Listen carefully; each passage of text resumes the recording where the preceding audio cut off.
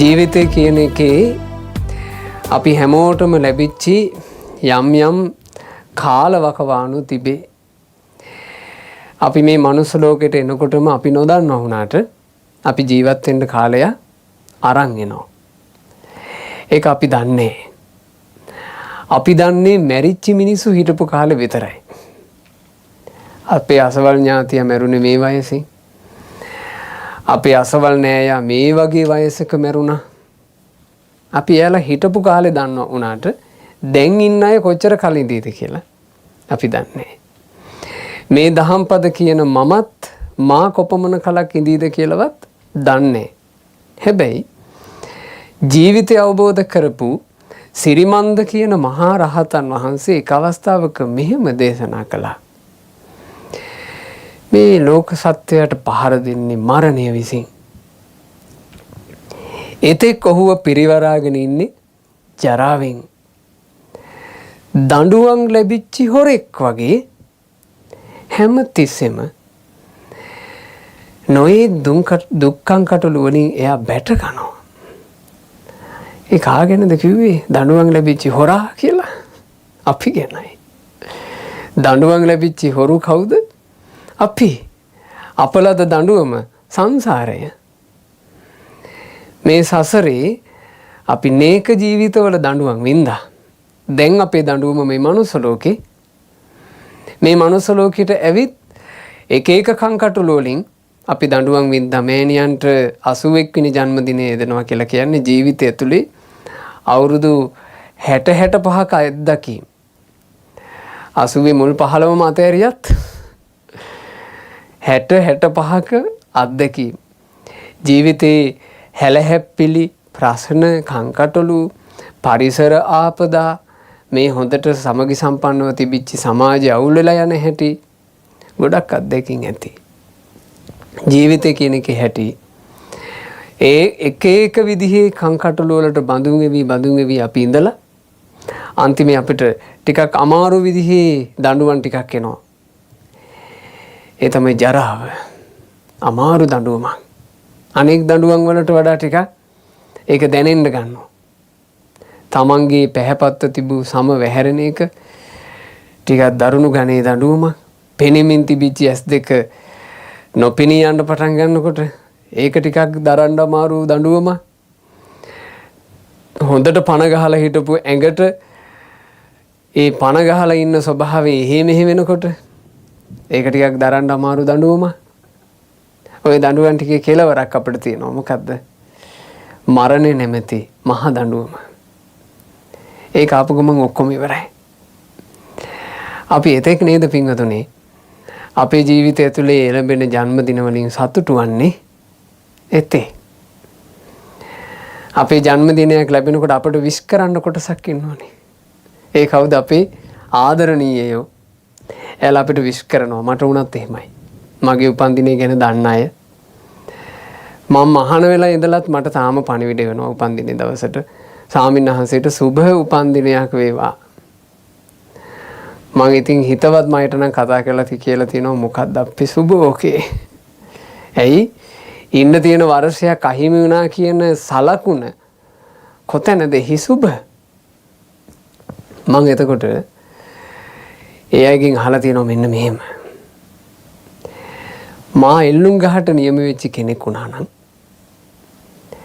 ගත වෙන දවසක් ගානේ ඔයාලා මා ගැන සතුටු වෙයිද? ගත වෙන දවසක් ගානේ ඔයාලට මා ගැන දුක හිතෙයිද? තේරෙනවද මම කියන දේ? ස්ථිර කොට එල්ලන්න ඉන්න එල්ලුම් ගහට නියම වෙච්ච කෙනෙක් වුණා නම් මම මගේ හිතවතුන්ට මං ගත වෙන දවස් ගැන සතුටක් හිතෙයිද? ඒ දවස් ලඟ වෙන්න එයාලට දුක හිතෙනවා. ඉතින් ඒ වගේ නෙමෙයිද අපි? එළුම් ගහට නියම වූ වදකයෝ වගේ නෙමෙයිද අපි? ජීවිතේ මේක. මෙබඳු ජීවිතය තුළ මං හිතනවා අපිට මේ જાති හිතක් ඕන. කලබන්න බැරි හිතක් අපිට ඕන. අවුස්සන්න බැරි හිත අපිට ඕන. බිඳ වැටීම් ඉස්සරහා වැටෙන්නේ නැති හිත අපිට උවමනයි. අපේම ශරීරය අපට වාරු නොදෙනකොට දරා ගන්න පුළුවන් જાති හිත අපිට ඕනේ. අපි ආදරය කරන අය මෙහෙම ගැලවිලා යනකොට ආදරය කරන අය අහිමි වෙද්දී බිඳ වැටෙන්නේ නැති හිත අපිට ඕනේ. ඒ જાති හිතක් ජීවිතේ ඕනි කියලා තේරෙන්න තමයි මම ওই මූලික මේ පූර්විකාව කිව්වේ. ඇයි අපිට එහෙම හිතක් ඕනේ? මොකද අපි මේ ඉස්සරහට යන්නේ අහිමි වීම ගොඩකට. හිමි වීම වලට යනව නෙමෙයි පිටුතුනේ. අපි මේ ඉස්සරහට යන්නේ අහිමි වීම ගොඩකට. මං මේ ඉදිරියට යන්නේ මගේ තරුණකම අහිමි වෙන තැනට. මම මේ ඉදිරියට යන්නේ මගේ කණ්ණාඩියෙන් මූණ බලනකොට දැනට පේන මේ පැහැපත් මූණ වැහැරෙන තැනකට. මම මේ ඉදිරියට යමින් ඉන්නේ මගේ නිරෝගී කය ලෙඩ වෙලා මේකට ප්‍රතිකාර කර කර එල්ලන් යන්න වෙන තැනකට. බුදුරජුන්ගේ ධර්ම නිසා මට එහෙම හිතෙනවා. මම මේ ඉදිරියට යන්නේ අහිමි වීම වෙන්වීම ගොඩකට. ඉතින් ඕනේ නැද්ද අපිට එහෙම හිත? අහිමි වීම දරාගත හැකි හිත. වෙන්වීම දරාගත හැකි හිත. කඩා වැටීම දරාගත හැකි හිත. රිදෙන්න සිද්ධි කෝටියක් එනකොට රිදවන්න බැරි හිත. අන්නේ බඳු හිතක් ගැන අද මේ දහම්පතේ බුදුරජාණන් වහන්සේ වදාළ අපූර්ව දහමක් අපි අහනවා. අක්කම සූත්‍රය. මොකද්ද දේශනාවේ නම? අක්කම කියලා කිව්වේ දරන්න බැරිකම. දේශනාවේ නම දරන්න බැරිකම. හැබැයි දේශනාවේ කියලා දෙන්නේ දරා ගැනීම ගැන. බුදුරජාණන් වහන්සේ වදාළ මෙහෙම. මහණෙනි, රජෙකුට ඉන්නවා තමන්ගේ රාජකීය හස්තින් අතරේ මේ ජාතියේ ඇතෙක්. ඒකා රූප දරා ගන්න බැරි එකෙක්. රූප ඉස්සරහා ඇවිස්සෙනවා, කැළඹෙනවා. සද්ද ඉස්සරහා ඇවිස්සෙනවා, කැළඹෙනවා. ගඳ ඉස්සරහා ඇවිස්සෙනවා, කැළඹෙනවා.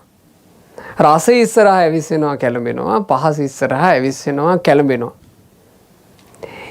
ඒ ලක්ෂණ නිසා රජුරෝ තීරණය කරනවා මේකානම් මට හරියන ඇතෙක් නෙමෙයි. ඌ ප්‍රතික්ෂේප කරනවා. රජුරෝ කවදාවත් ඒ ඇතාගේ පිට නගින්නේ. ඇයි ඒ ඇතා ඇවිස්සෙන එකෙක්, කැළඹෙන එකෙක්. ඌට අනික් ඇත්තුන්ට තියෙන ඔක්කොම අංගපසංග ටික තියෙනවා. උගෙත් තියෙනවා මේ සවිශක්තිමත් ඇඟ. ඌටත් තියෙනවා හොඬ.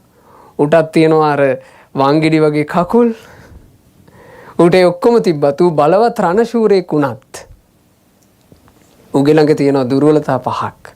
ඇත්තටම පහක් කියලා කිව්වට ඌට තියෙනවා එක දුර්වලතාවයක්.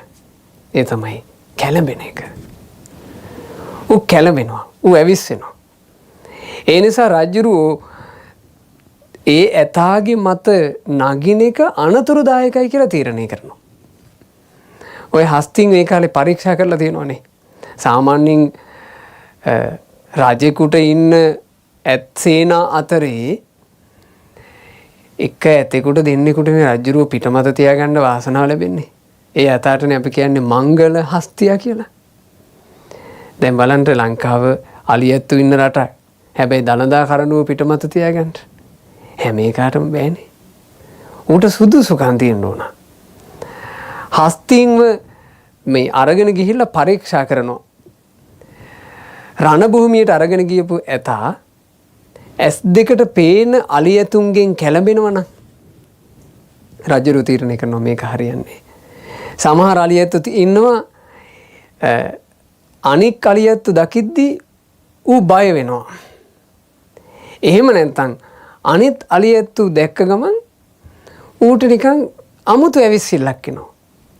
එතකොට රජුරු ඌ ප්‍රතික්ෂේප කරනවා. රණ භූමියට ගියාට පස්සේ රණ භූමියේ ඇහෙන එක එක සද්දවලට ඌ කැළඹෙනවා නම් ඇවිස්සෙනවා නම් රජුරෝ ප්‍රතික්ෂේප කරනවා මේක හරියන්නේ නැහැ. මේක බෙර පාරක් ගහපු ගමන් මූ කැළඹෙනවා. ඌව ගන්නෑ. පෙරහැරකුණත් එහෙම නැන්ද? පෙරහැරවල ඔයාලා දැකලා තියෙනවා සමහර ඇත්තු ඉන්නවා. උන්ගේ ළඟ බෙර ටික ගහපු ගමන් ඌ නටන්න ගන්නවා. ඌට බෑ අර බෙර හඬ අහගෙන පාලනය වෙන්න. හැබැයි ඔයාලා දැකලා තියෙනවා මේ දළදා මාලිගාවේ කරඬු ඔසවන හස්තිරාජයාගේ ළඟ බෙර ගහනවා. එයා කැළඹෙන්නේ. බෙර හඬ ඇහෙද්දි එයා තමන්ගේ තේජස ඇතිව අර එළන පාවඩ මතින් කරඬුව හොල්ලන්න නැතුවර යනවා. එයාගේ අවුස්සන්ට බැරි දක්ෂකම නිසා කරඬුව පිටමත තියාගන්න එයාව සුදුසුයි කියලා අනිත් අය තීරණය කරනවා නේ. අපිට හිටියා නෙදුන්ගමුවේ හස්තිරාජයා. ඌ පිටමත තියාගත්තම ඌගේ මේ දළදා කරඬු වහන්සේ ඌගේ කම්පිති පවා සොලවන්නේ නිකන් ඉන්නකොට වඩා පරිස්සමින් ඌ බොහොම හැඩට යනවා. මං අහලා තියෙනවා අපි දැකලා නැහැ නමුත් ඊට පෙර හිටපු රාජා හස්තියා ඊටත් වඩා මහා ගෞරවයෙන් කරඬු අරන් ගියා කියලා. දැන් ඉන්නවා වාසනා. එයා තමයි දැන් වාසනාවන්තයා. කරඬුව පිටමත තියාගන්න නේ. හැමෝටම මේක නෑ. ඔන්න ඔය වගේමයි පිටුතුනේ. ඔන්න ඔය වගේමයි. අපි කොපමණ වයසින් වැඩි ගියත් අපේ ජීවිතේ තාම කැළඹෙනවා නම් අපි අසාර්ථකයි. තාම ඇවිස්සෙනවා නම් අපි අසාර්ථකයි. ජීවිතේ අසාර්ථක වෙන්න මූලය උතන. ඇහැට පේන රූප වලින් කැළඹෙනවා නම් හිත රූප දැක්කට පස්සේ එක්කෝ ඒ රූපෙන් ඇවිස්සিলা බැඳිලා පටලැවිලා යනවා නම් ඒකත් කැළඹිල්ලක්. එක්කෝ දකින්න රූපෙන් ගැටෙනවා නම් ඒකත් කැළඹිල්ලක්. අපේ ජීවිතේ අපි පාලනය කරගත යුත්තේ ඔන්න ඔතනයි. ඇහැට පේන රූපයක් ඉදිරියේ කලබන්න බැරි හිතකට යෝජනා කරන්න. මේකට එකම මේ විකල්පය ඒක. ඒ කියන්නේ අපිට උවමනා කරන්න ඕන ඒ જાති හිත. කලබන්න බැරි කැළඹෙන්නේ නැති හිත. අවුස්සන්න බැරි ඇවිස්සෙන්නේ නැති හිත. මොකද අපි දන්නේ නැහැ අපිට ඉස්සරහට එන මොන සිදුවීම් අපිව අවුස්සාවිද අපිව කලඹාවිද කියලා අපි තාම දන්නේ නැනේ. සිද්ධිය එන්න පෙරම අපි යෝජනා කරලා තියාගත්තොත් මම නම් කැළඹෙන්නේ. මං ඇවිස්සෙන්නේ. මේ ජීවිතය ඇතුලේ මට මුණ ගැහිලා තියෙනවා. ඇතැම් මිනිස්යන්ගේ අවසාන කාලවකවානුව ඒ කෙනාට ජීවිතේ එකතු පහදු කරගත්ත හැම සම්පත්තියක්ම දියුණුවක්ම ඩිංගිත්තක්ව සතුරු උපදින්න නැති තැනක තමයි අවසාන ජීවිතය යන්නේ. මම එක අවස්ථාවක පිරිත් කියලා ආශිර්වාද කරන්න ගියා. අවුරුදු 8මාරක් අංශභාගය හැදිලා ලෙඩ හැඳේ. මට පුදුම දැනිච්චි. කදී ගෙදරට යනකොට ඒ ගෙදර මම දැක්කේ අර අපි කාලේ ওই චිත්‍රපටි බලනකොට හින්දි චිත්‍රපටි ඒ හින්දි චිත්‍රපටි වල පෙන්වන ලොකු ගෙවල් මගේ ඔළුවට ආවේ. අර මේ දෙවන්ත ගාඩන් එකක් මැද්දින් ජිප් එක ගිහිල්ලා වතුර මල් වැඩ කරන ලස්සන ගෙදරක් ඒක. ඒ ගෙදර නවත්තලා මම බහිනකොට මහා දරා ගන්න අමාරු තනිකමක් ඒ ගෙදර තිබ්බා. එච්චර ඒ ගේ ලොකුයි. මහා පාළු මූසල ගතියක් ඒ ගෙදර. මාම වඩම්මගෙන යන්නේ මහත්තයාගෙන් මං ඇහුවා මහත්තයා ඔයාගේ ගෙදරද? හාමුදුරුවෝ අපි රට මේක අපේ තාත්තගේ ගෙදර. ડોක්ටර්ස්ලා කියලා තියෙනවා තාත්තා දැන් ටිකක් අමාරුයි කියලා. ඒ නිසායි හාමුදුරුවෝ අපි මේ මාස දෙකකට විතර වගේ ආවේ ලංකාවට. තාත්තා ළඟ ඉන්න ඕනනේ. උන කිව්වා මට. උඩ තට්ටුවට මාව එක්කන් යන ගමන් මම නිකන් ඇහුවා. මහත්තයා දැන් තාත්තා කොච්චර කල්ද ඇඳේ? ඒ මහත්තයා දන්නෙත් නැහැ. මේ මහත්තයාගේ ළඟින්ම ගියා සේවකෙක් මිනිහගෙන් ඇහුවා. දැන් මේ තාත්තා කොච්චර කල්ද? මනුස්සයෙක් කිව්වා 8මාරක් වගේ වෙනවනේ. අවුරුදු 8මාරක් විතර ඒ ඇඳේ තාත්තා. මම ඒ කාමරේට යනකොට කිසි පිළිවෙලක් නැති විට කහාගෙන ඉන්න පිළිවෙල ඇඳුමක් වත් නැති උපස්ථායකෙක් ඒ තාත්තගේ ළඟ ඔය කෙල ගහන පඩික්කමක් තියාගෙන මිනිස්සයා ඉන්නවා එතන. එයා තමයි අර තාත්තට බලන්නේ. මං ළඟට ගිහිල්ලා මම බොහොම ආදරෙන් කතා කළා. මං හිතන්නේ මං එතන එහෙ ඉන්න ඇති පැය භාගයක්. පිළි ටිකක් කියලා පොඩි වචන ටිකක් කියලා නූලක් ගැට ගහලා උල්පත වගේ ඇස් දෙක. මං එන්නකන් ඒ ගිය මොහොතේ ඉඳලා මං එනකන් උල්පත වගේ ඇඬුවා. මට එතකොට තමයි දැනුනේ ඒක. ඇයි ඒ කතාවකට හංසභාගී කට ඇද වෙලා කිසිදු ප්‍රතිචාරයක් දක්වන්න බෑ. එයා කියන මුකුත් අපිට තේරෙන්නේ නැහැ. මනුස්සයෙකුගේ ජීවිතේ අන්තිම කෙලවර මෙහෙම වෙන්නත් බැරිද? පුළුවන්නේ. ජීවිතය කියන එක ගැන අපිට කල්ලාතු කියන්න බෑ. අපිට එතකොට වොමනා මේ අවශ්‍ය නැද්ද පින්වතුනි අර જાති හිත? මොකද ওই ප්‍රශ්න ටික ඔක්කොම ඉන්නේ අපිට තනි තනි. මේ මෑණියන්ට ඉන්නවා බොහෝම වාසනාවන්ත දරුවෝ ටිකක්. තමන් හදපු දරුවෝ ගැන සතුටු වෙන්න පුළුවන් අම්මා කෙනෙක්. හැබැයි සමහර මව්වරුන්ට එහෙම නැහැ. දහම්පදේ අහගෙන ඉන්න ඇතැම් දෙමව්පියන්ට තමන්ගේ අම්මා වෙනුවෙන් දරුවෝ මෙබඳු පින්කමක් කරනවා කියලා අහද්දී තම දරුවෝ මතක් කරලා ඇඬෙනවා වෙන්නත් බැරි නේ. අපේ උන්ට අනේ එහෙම එකක් හිතෙන්නේ නැහැ නේ. ඒ නිසා ජීවිතය කියන එකේ අපි ගොඩක් වෙලාවට ඉන්නේ පින්වතුනේ. ගොඩනගාගත් අපි ආස කරන හීන ලෝකයක. මෙහෙම වෙනවා නම් හොඳයි. මෙහෙම වෙනවා නම් හොඳයි. මෙහෙම නොවෙනවා නම් හොඳයි. මගේ දරුවෝ මෙහෙම හැදෙනවා නම් හොඳයි. මගේ නෑයෝ මෙහෙම වෙනවා නම් හොඳයි. ඕක නෙමෙයිද අපේ ලෝකේ? අපි ඔයින් එහා සීමාවක් හිතන්නවත් කැමති නෑ. සමහරවිට අපි එහෙම එකක් අහන්න කැමතිත් නෑ. අපි ටිකක් අකමැති විදිහේ අදහස් මාලාවක් අපිට එක දිගට ඇහිගෙන ගියොත් එහෙම අපිට නිකන් හිතෙනවා මේ හරි මූසල කතා කියනවා. අපිට ඒ මට්ටම හිතෙනවා.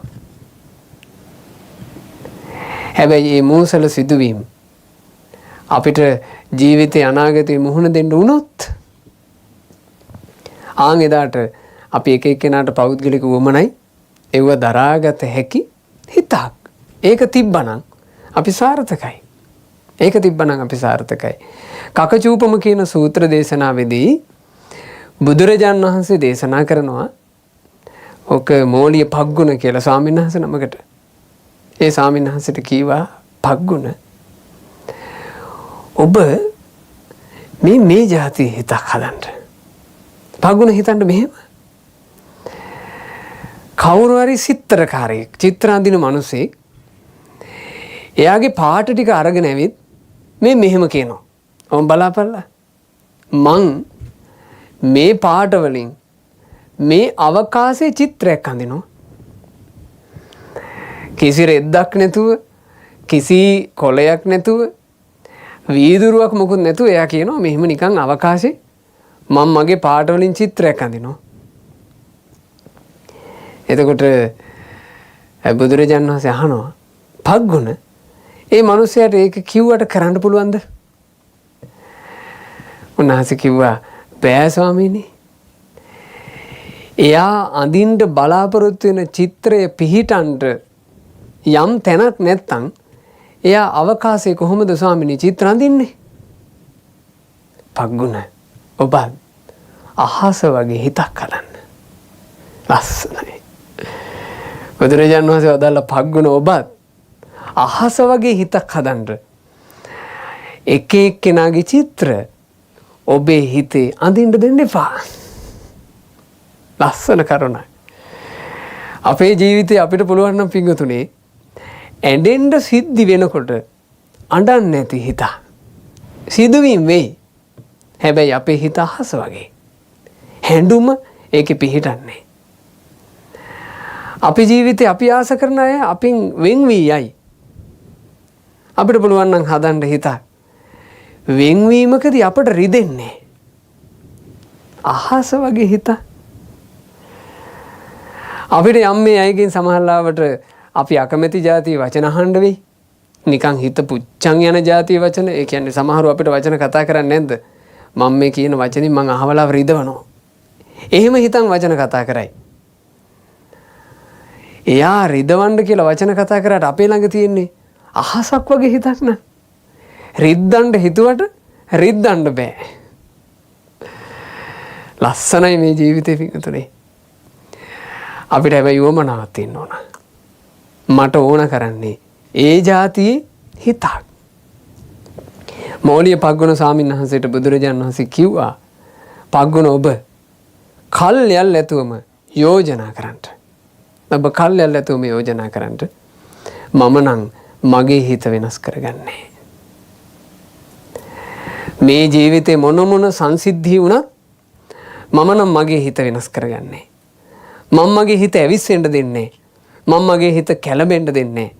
මම මගේ හිත අවුල් වෙන්න දෙන්නේ. මේක අද දහම් ශ්‍රවණය කරන චූටිම දරුවෙකුට පොඩි වයසකදීම මේක තේරුණොත් මං හිතන්නේ දරුවා පුදුම සාර්ථක මිනිසෙක් වෙයි ජීවිතය ඉස්සරහට යනකොට. නැත්තම් සමහර දරුවන්ගේ ජීවිත වෙනසිලා අවුල් ජාලා වෙලා යන්නේ ජීවිතේට මුණ ගැහෙන එක සිද්ධියක් නේ. එකක්. සමහරවට යාට ඇතිවෙච්ච එක ප්‍රතික්ෂේප වීමක් එයා මුළු ජීවිතේම බිඳවට්ටගෙන. එයාගේ හිතවතෙක්ගෙන් එයාට වෙච්ච වෙනස්කම මුළු ජීවිතේම බිඳවට්ටගෙන. ඇතැම් වෙලාවට තමන්ගෙම වෙච්ච පොඩි වරදකට තමන්ට අහන්න ලැබුණොත් එහෙම තමන් අකමැති තැනක දෝෂාරෝපණය එයා මුළුමනින්ම බිඳ වැටිලා. එතනින් එහාට එයාව සාමාන්‍යයෙන් ගොඩ ගන්න බැරි මට්ටමක් සමහරට තියෙන්න පුළුවන්. සමහර දරුවෝ නැද්ද ජීවිත එක සිද්ධියකින් උමතු වෙනවා. ජීවිත එක සිද්ධියකින් එක්කෝ තද බල මානසික ආතති වගේ ලෙඩ රෝග හදා ගන්නවා. එතනින් එහාට එයාට ගමනක් නැහැ. සිද්ධියයි උනේ.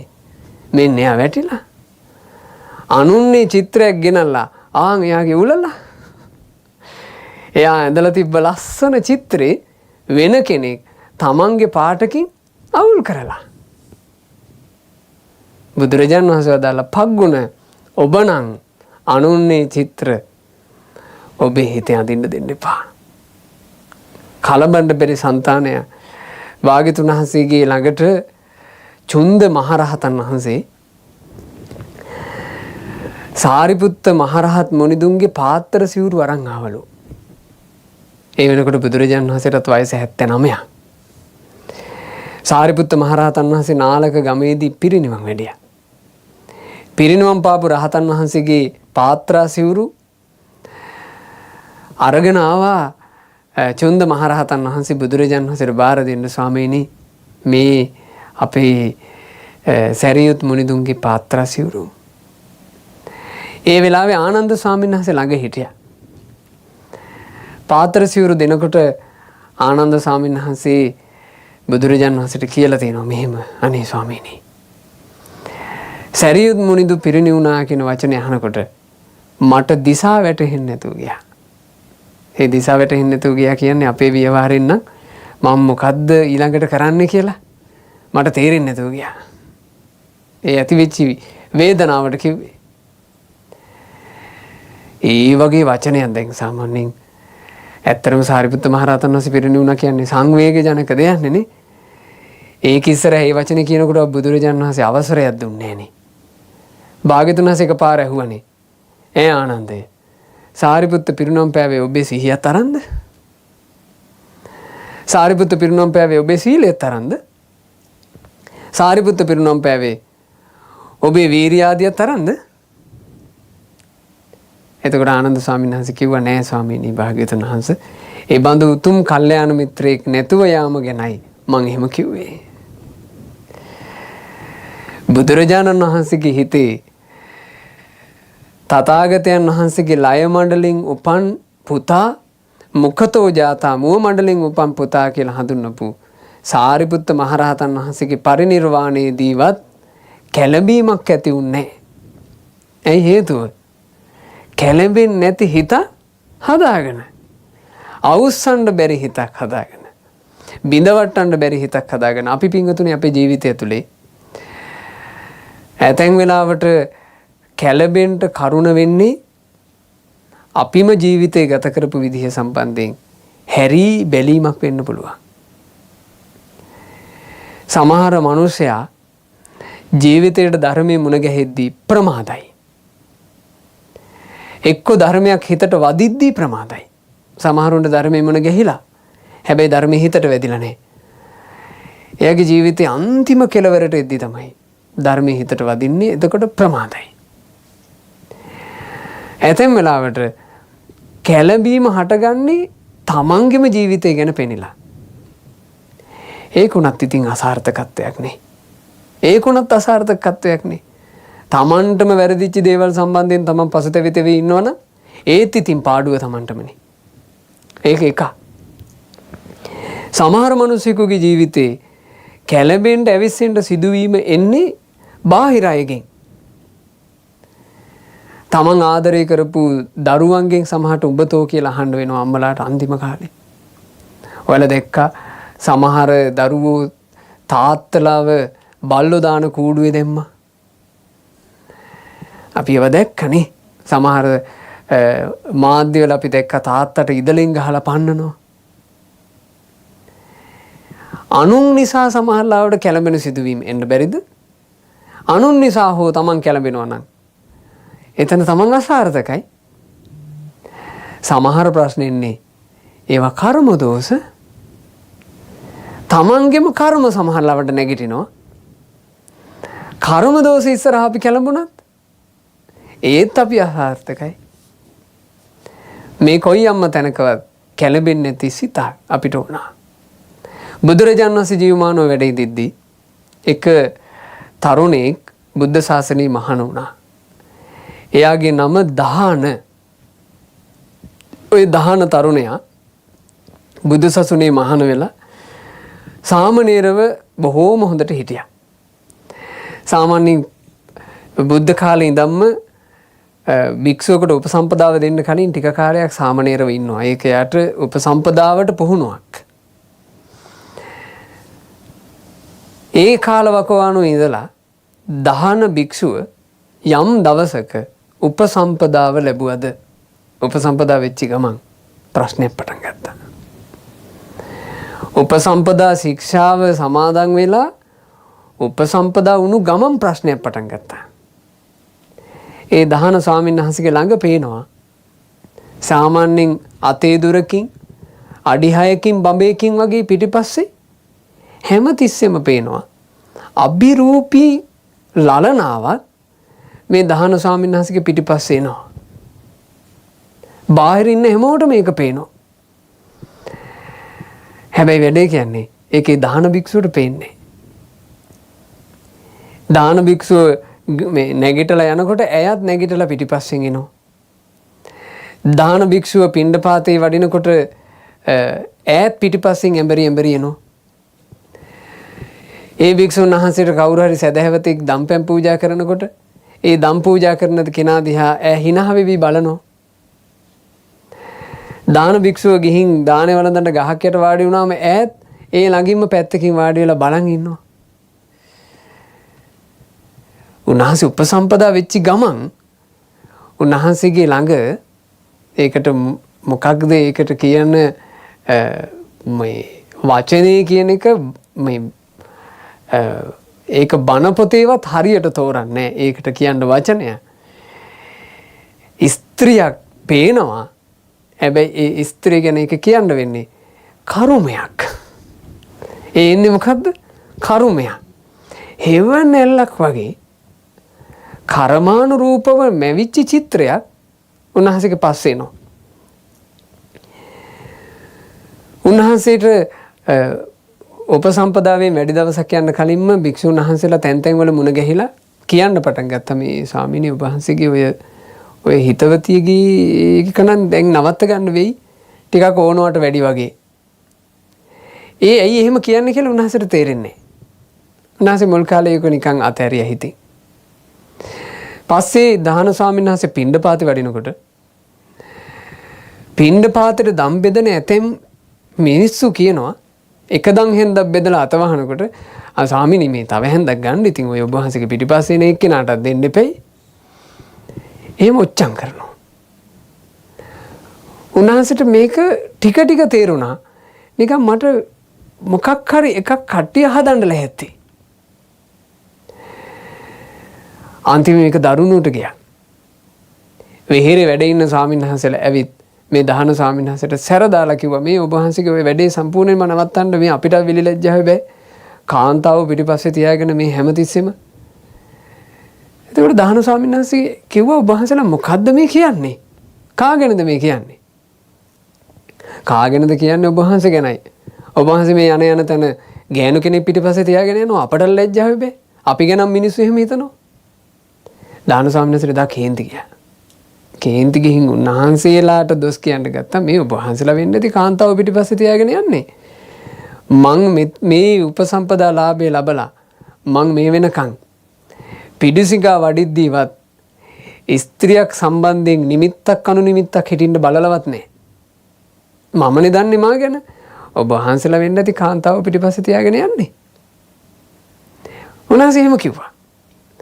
එතකොට අර ස්වාමීන් වහන්සේලා කේන්තියට නමක් හැදුවා උන්වහන්සේට.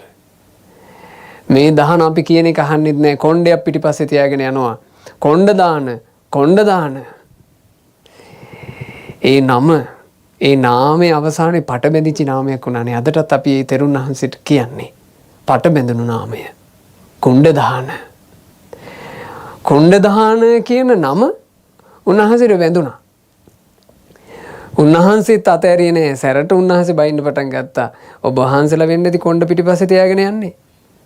ඔබ වහන්සේලා මහාන කරපු ආචාර්යින්ලා වෙන්නේ නැති කොණ්ඩ පිටිපස්සේ තියාගෙන යන්නේ කියලා දොස් කියන්න ගත්තා. අවසානයේ ඔය පණිවිඩේ බුදුරජාණන් වහන්සේ ළඟට යනවා. භාග්‍යතුන් වහන්සේ ගෙන්නුවා. දාන එන්ට මෙහෙට ගෙන්නුවා.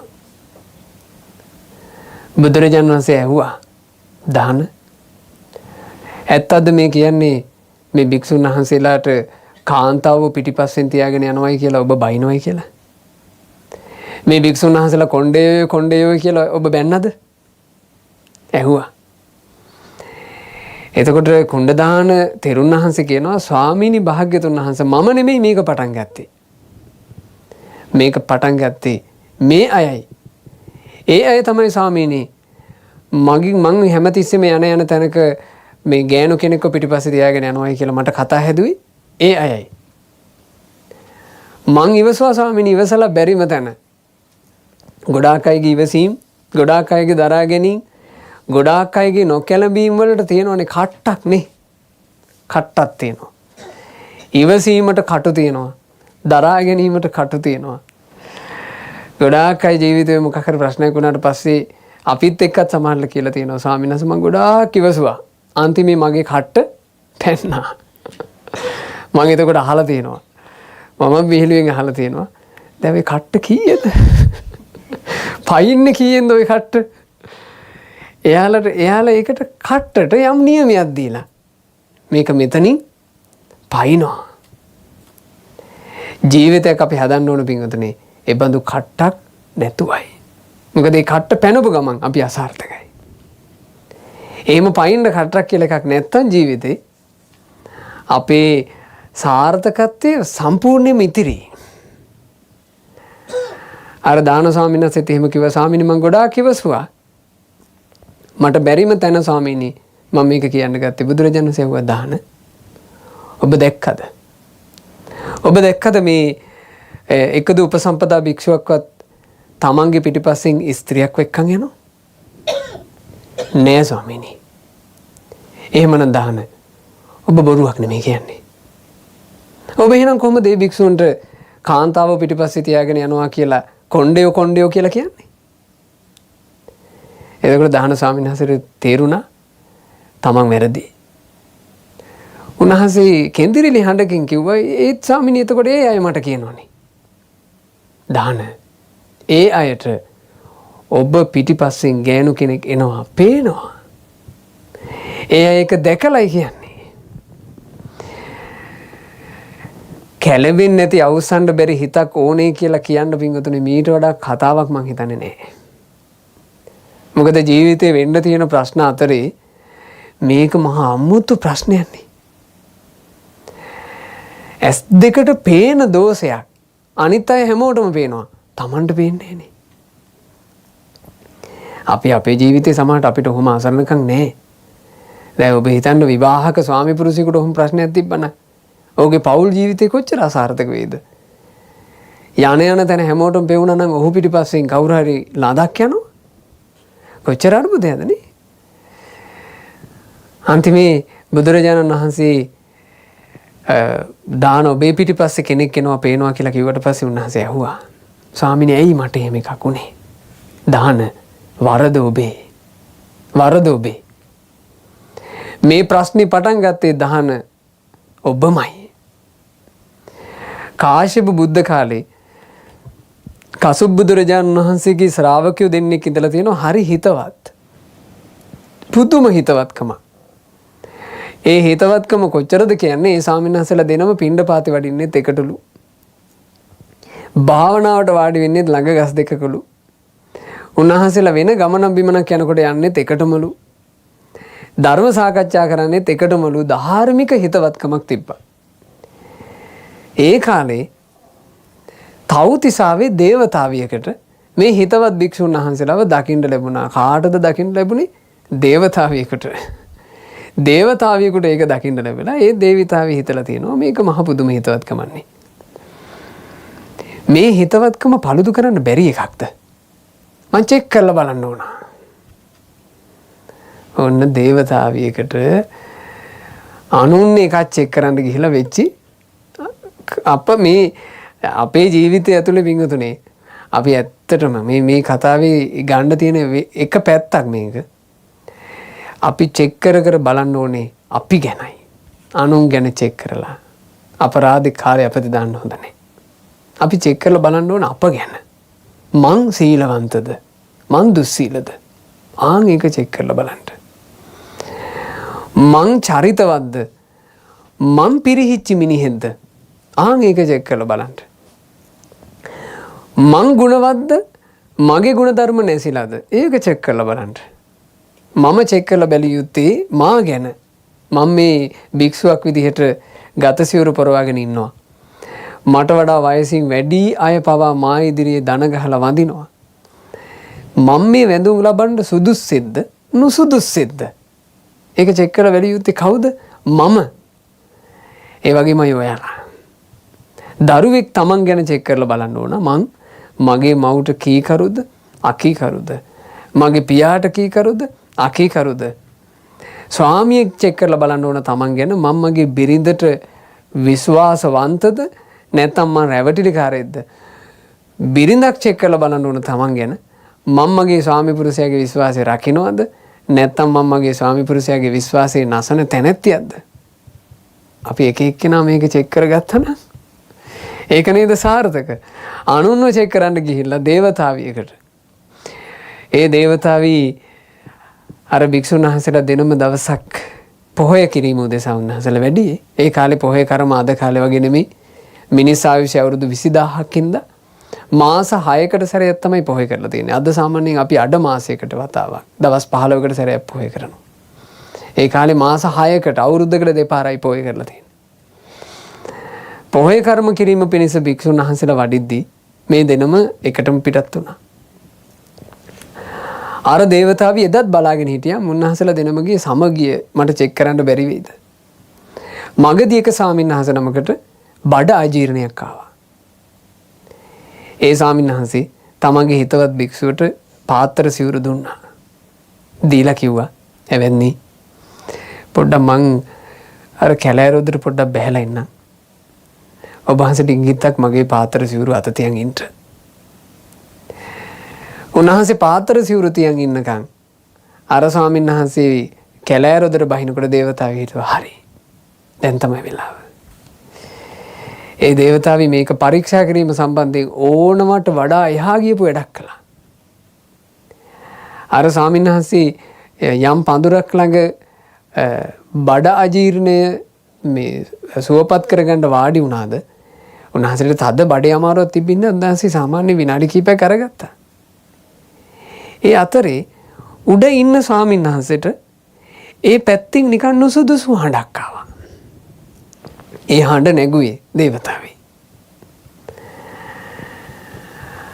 අර ශරීර කෘත්‍ය කරන්න ගියපු ස්වාමීන් වහන්සේට ඒක ඇහෙන්නේ. උඩ ඉන්න ස්වාමීන් වහන්සේට ඇහෙනවා. ඒ ස්වාමීන් වහන්සේ මේ පැත්ත හැරිලා බැලුවා. බලද්දි තේරුණා ඒ පඳුර එහා පැත්තේ යම් නුසුදුසු චර්යාවක් වෙනවා වගේ.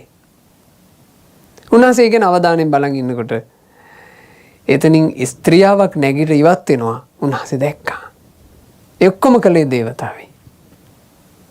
අර භික්ෂුන් වහන්සේ ශරීර කෘත්‍ය නිම කරලා උඩට ආවා. ඇවිත් පාත්‍ර සිවුරු ටික ඉල්ල ගන්න ලැහැත් වෙනකොට අර ස්වාමීන් වහන්සේ පාත්‍ර සිවුරු බිම දැම්මා.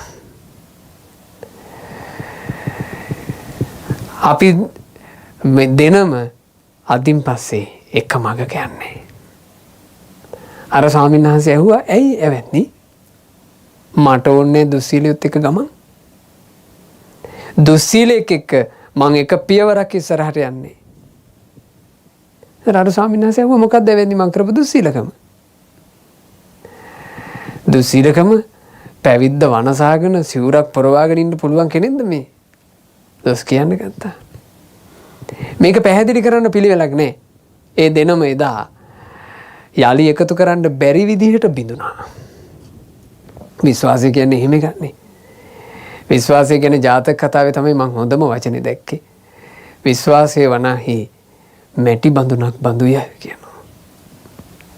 ඒක තමයි ජාතක කතාවේ තියෙන වචනේ. විශ්වාසයේ මැටි බඳුනක් වගේ. මැටි බඳුන කියන එක ලෝහ භාජන වගේ නෙමෙයි. හොඳට රැක ගන්න ඕන. මැටි භාජනේ පොඩ්ඩක් හැප්පුණොත් අනිවාර්යෙන් පැල්මක් එනවා. පොඩි හරි ලීක් එකක් එනවා. මැටි භාජනයක් බිඳුනොත් තිබ්බා වගේ ආය හදන්න බෑ. අලවන්න පුළුවන් ওই පොඩ්ඩක් එහෙම පොඩ්ඩක් අලවාගෙන ඔය මොකක් හරි කොහොල්ල ටිකකින් හරි සෙල්ලමක් දාගෙන ගියා කි පොඩ්ඩක්. හැබැයි තිබ්බා වගේ හදනවා කියන එක නම් ආයි කරන්න බෑ. paludu වෙනවාමයි.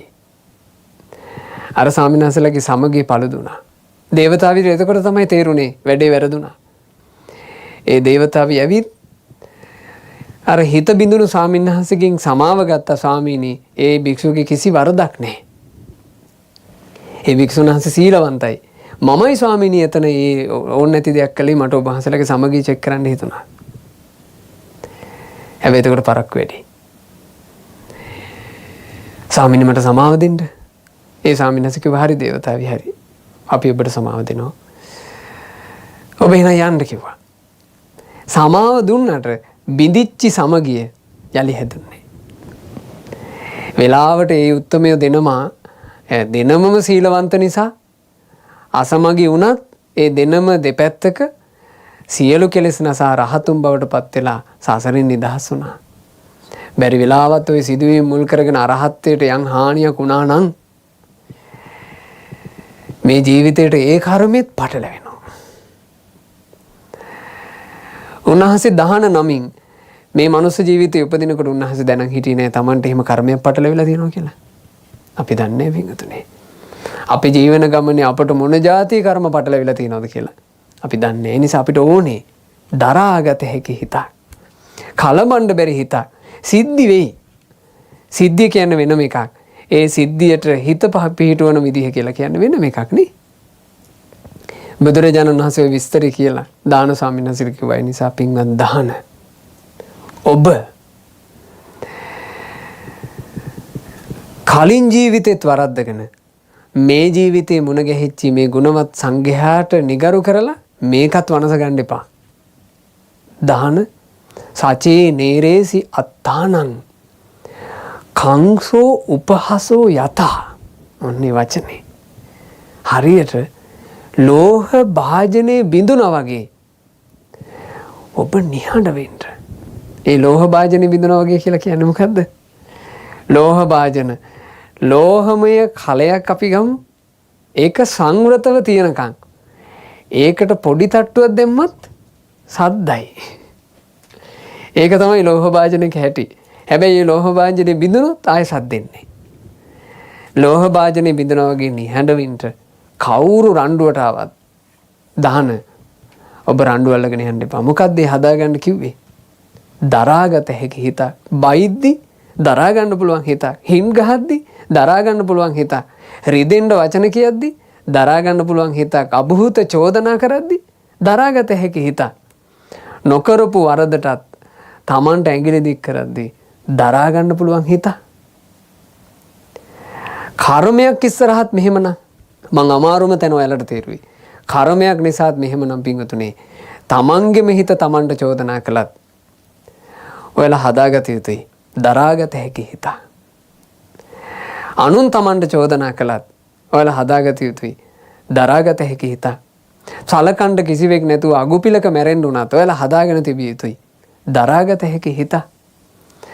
යම්කිසි ව්‍යසනකින් Taman ලෝකේ තනි වෙලා තමන්ගේ ආදරණීය ඔක්කොම තමන්ගේ ඇස් දෙක ඉස්සරහා මැරුණත් අපි හදාගත යුතුයි.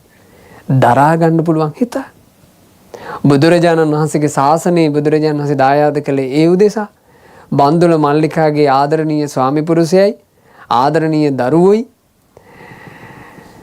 එකම නිමේෂයක සමූල ඝාතනයට ලක් වුණා. මලගෙවල් 33ක් තියාගෙනත් මෘත ශරීර 33ක් ගෙදෙට්ට එන්න තියාගෙන බන්දුල සේනාපතිගේ පුත්තු 32ගේ මෘත ශරීර ගෙදෙට්ට එන්න තියාගෙන බන්දුල මල්ලිකා බුද්ධ ප්‍රමුඛ 500ක් සංඝයාට දන් දුන්නා. දරාගත හැකි හිතක් කියන්නේ පුදුම සාගත එකක්. බුදුරජාණන් වහන්සේ දේශනා කළා මහණෙනි රජුගේ හස්ති තලේ යම් මේ හස්තියක ඉන්නවා නම් සද්දයකට කලබන්න බැරි. මේ රූපයකට කලබන්න බැරි. ගඳ සුවඳකට කලබන්න බැරි. රසකට කලබන්න බැරි. පහසකට කලබන්න බැරි. රජුරෝ තීරණය කරනවා මේකා තමයි මට සුදුසු ඇතා. අන්න ඒ වගේමයි ලද මනුස්ස ජීවිතේ සාර්ථක කරගෙන මැරෙනවා කියලා කියන්නේ. කිසිවකින් කලබන්න බැරි හිත ඔයාලා හදන්න. සීලෝ යතා ඒක ගනු. හරියට ගන්න ගල් කුලක් කොනාටු හැමුවත් හොල්ලන්න බෑ වගේ. ඒවන් නින්දා පසංසාසු නා සමිජ්ජන්ති පණ්ඩිතා. නින්දා පැසසුන් දෙක ඉදිරියේම නුවණැත්තන්ගේ හිතනම් කම්පා නොවන්නේය. ඉතින් හදාගන්න ජීවිතේ. මොකද මේ දීවන ගමනේ අන් මොන දේ හදාගෙන හිටියත් පින්වතුනි සාර්ථක නෑ අපි. අපි සාර්ථකයි හිත හදාගත්තොත්. භාග්‍යතුන් හසේ වදාළනේ අපස්සුතායම් පුරිසෝ දහන් දෙනුමන් නැති කෙනා බලිවද්දෝව ජීරති. දිරනවා. හැබැයි නිකන් හරකෙක් දිරනවා වගේ. මන්සානි තස්ස වඩ්ඩන්ති. එයාගේ මස් නම් වැඩි. පඤ්ඤා තස්සන වඩ්ඩති. ප්‍රඥාව වැඩෙන්නේ නැත. දහන් දෙනුමක් එක්ක ජීවිතේ වයෝවෘද්ධ වෙනවා කියලා කියන්නේ හරියට හඳුන් ගහක් මෝරනවා වගේ. දහන් දෙනුමක් එක්ක වයසට යනකොට හඳුන් ගහ මෝරනවා වගේ. හඳුන් ගස් රකින්නත් අමාරුනේ පොඩි කාලේ දන්නේ. පොඩි කාලෙත් හොරු කපන් යනවා. හඳුන් කියන ඒවානේ. හඳුන් ගහක් මහතට දෙහෙතට වැඩුණොත් ඒ හඳුන් ගහ වන සංරක්ෂණයකින් ඒක සංරක්ෂණය කරනවා. අදටත් තියෙනවා එහෙම හඳුන් ගස්. ඔය මේ සේරුවාවිල තියෙනවා වෙනම හඳුන් ගහක්. ඒ හඳුන් ගහ වෙනම රජයෙන් රකින්නවා. මොකද ඒක එච්චර ලොකු අරටුවක් එනකම් ඒක හැදුනා. ඒක වෙනසුන්නේ. ජීවිතේ දහන් දෙනුමක් එක්ක වයසට යනවා කියලා කියන්නේ අපේ ජීවිතේ හරි වටින ජීවිතයක් වෙනවා. මම හිතනවා අද දරුවන්ට ගොඩාක් සතුට වෙන්න පුළුවන්. දරුවෝ විදිහට බහුතරයකට තමන්ගේ ජීවිතය ගැන හැරිලා බලද්දි තියෙන්නේ අම්මා තාත්තා සම්බන්ධයෙන් සතුට වෙන්න දේවල් නෙමෙයි. අම්මලා තාත්තලා වෘද්ධ වෙන කාලේ ගොඩක් දරුවෝ වෘද්ධ වෙන අම්මා තාත්තා ගැන නම් හිතන්නේ නැහනේ. අම්මයි තාත්තා S2 පියාගත්තට පස්සේ සමහර දරුවෙකුට තමන්ගේ මව් ගැන අඩු ගානේ මට පුළුවන් උපරිමයෙන් සැලකුවා කියලා අදහසක්වත් හිතට එන්නේ නැහැ. අඩුතරමේ තාත්තත් එක්ක තාත්තගේ අන්තිම කාලේ මං සලකගෙන ආදරෙන් හිටියා කියලා සටහනක්වත් ගොඩක් අයට නැහැ. ගොඩාක් අයගේ අම්මා තාත්තා ගැන තියෙන්නේ අම්මා තාත්තත් එක්ක රණ්ඩු අල්ලපුවා. අම්මා තාත්තත් එක්ක ඔය ඉඩකඩම් ආදියට හදාගත් අරුබුද දෙමව්පියන්ට උඹතෝ කියාගත්තුවා. ඔව්ව තමයි වැඩිපුරම කතන්දර ඇස්සේ තියෙන්නේ. හිනහ වෙලා මිනිස්සු හිටියට ඇතුලේ අවහස්සන වෙච්ච කුණු. ලස්සන ගෙවල් වල මිනිස්සු හිටියට ගුණධර්ම නැති කනාටු වෙච්ච ජීවිත. සුඛෝපභෝගී වාහන වල මිනිස්සු ගියාට ගුණයක් නැතුව වනසාගත්ත ජීවිත. ගොඩාක් අයගේ ජීවිත එහෙමයි. අද ඔයාලට සතුටු වෙන්න කරුණක්. තමන්ගේ ආදරණීය මව් වෙනුවෙන් ලෝකේ දාන අතරේ අත්‍ය උදාර වූ අග්‍ර වූ මහා ධර්ම දාන පින්කමක් කරගන්න ලැබුණා. මේ දහම් පදේ ශ්‍රවණය කරන හැම හිතක්ම ශක්තිමත් වෙන જાතියේ ධර්ම දානයක් මේ පින්වතුන්ට කරගන්න ලැබුණා. අද මේ ධර්ම දානය අනුහසක් වෙලා ආශිර්වාදයක් වෙලා පින්වත් චන්ද්‍රා සූර්ය පොළ ආදරණීය මෑණියන් හටත් මෑණියන්ගේ ආදරණීය දරුවන් හටත් මේ සියලු දෙනා හටත් කම්පා වෙන්න සිද්ධි කෝටියක් මැදත් කම්පා නොවන సంతාන ඇති කරගන්නට වාසනාව ලැබේවා. රිදෙන්න සිදුවීම් කෝටියක් ආවත් රිදවන්න බැරි හිත ඇති කරගන්නට වාසනාව ලැබේවා. ගෞතම බුදුරජාණන් වහන්සේගේ ශාසනය තුල තමන්ට ලද දුර්ලභ මනුෂ්‍ය ජීවිතේ ඊතා වටිනා මනුෂ්‍ය ජීවිතයක් ලෙස පිනෙන් කුසලයෙන් යහපතින් ධර්මයෙන් පුරව ගන්නට පින්වතුන්ල වාසනාවන්ත වෙත්වා. මේ බුදු සසුනේම ධර්ම අවබෝධයෙන් සැනසෙන්න වාසනාව ලැබේවා. සාදු සාදු සාදු.